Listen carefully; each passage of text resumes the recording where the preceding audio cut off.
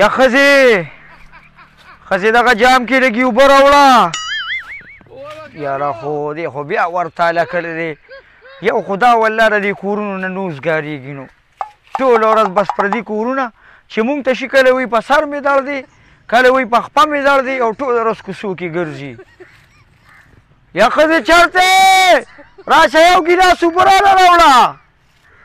یا سړیه خدای دې په خولې ګونګ که ګاونډیانو کره دنه نشم تللی. ښځې اوبه په خولې ګونګ چې د ګاونډیانو کره دنه تللی ومه. ګوره ښځې ګوره ستا د لاسه زه په اور کې ولاړ یم. ستا د لاسه زه کور ته نه شم راتلی چې کور ته بیړو شویم چې کور ته به لاړ شم. دلته تا سره دا نګس جبره چې ته په مینه دې را سره خبرې ونه کړې.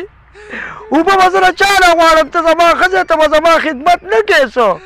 خدمت خلک د هغې سړو کوي کوم سړي چې کار کوي. ته خو تا د لاسه ما ته ګاونډیان پیغور کوي بې سړی دې کار نه کوي. نو ګاونډیان به تا ته پیغور نه کوي چې تا خپل ورته تاله والې او هغوی ته 24 ګنټې په لنګه کې ناست دی. د هغې دې پاړه تیارې کړي چې روټۍ دنه نه شي خوړې بس هلته ورته ناست یې سر خوړلې دقه خبرې ورته کوي چې خاوند مې کار نه کوي او خاوند مې کار نه کوي. تا خو زه په شرمونو شرمولمه. سړیه په شرمونه خو ته تا شرمولم. هماغه بله خور واده شوې ده د هغې خاوند ته ګاډی دی تا سره خرګاډي هم نشته. هغه خور دې بختوره ده خور دې. سپیره چې ما څنګه وکړې کویدن مې سره وکړه نو یو موټرسایکل لاسو د هغې نه خدای خلاص کم سیکل مې واغېستو چې کله مې سره واده وکړه هغه سیکل هم رانه لاړو. اوس هم داسې ناست یم په سرو سترګو جاړم. دا ټول هر څه ستا کې دي بله ښځه د باندې راولمه. اسې به یې راولي دا زما د نکاح مخه دې دا یوه کچه کوټه دی پکې ماله را کړې. ته خو به بله راولې خو زه به سره ستا باندې خپې د هغې ماتې کړمه. دا زما د نکاح مخر دی. ښځې دا مه کوه چې په دې مرو د ته اوس غلي شم او پلار کره دې بس همداسې مړه ور سپلای کړم که نه ګورې پته به دې ولګي. ښه اوس په مخ پې ماته سرخوږي یه اوس په راته پته ولګي چې د سیره څو پخېږي. وای وای ښځې وای خدایه خیر بچې وای غرق او تبې کړو. خدای دې دا ډېر جاهله لاس دی که نه جاهل لاس دومره دروند لاس دی چې ته یې ویلی نه شم.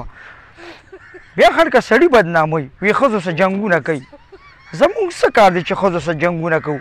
هغه ښځې سره خلکه جنګ کوي چې دونه ژبه یې وسه خاوند له جواب ورکوي نو هغې سره به جنګونه کوي. سمې ښځې سره چا جنګ کړی دی.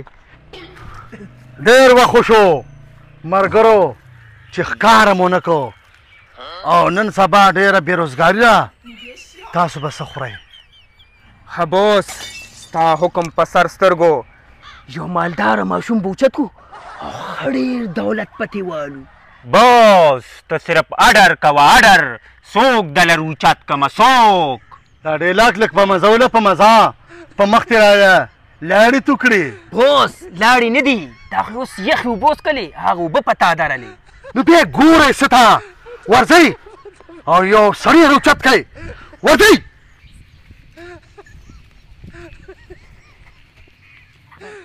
دیم سبا برباد که نازم ولې را دغتولیم مازدیګرې دې ما پرېږده چې چېرته اوړه واغږم.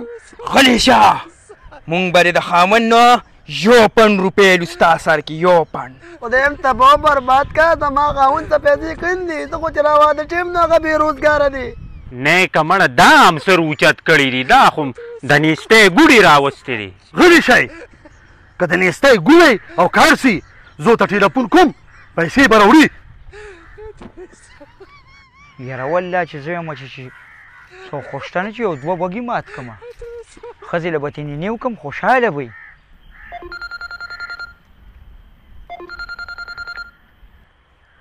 هلو ولکه څوک یې؟ ستا زنانه زموږ په قبضه کې ده.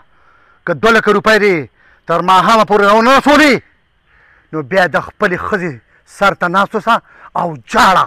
دا څه وی دا خو زه نه منم. ته خو یې نه منې که نه خو زه چې تصویر در ولېږم نو هله به یې ومنې. اوس ګوره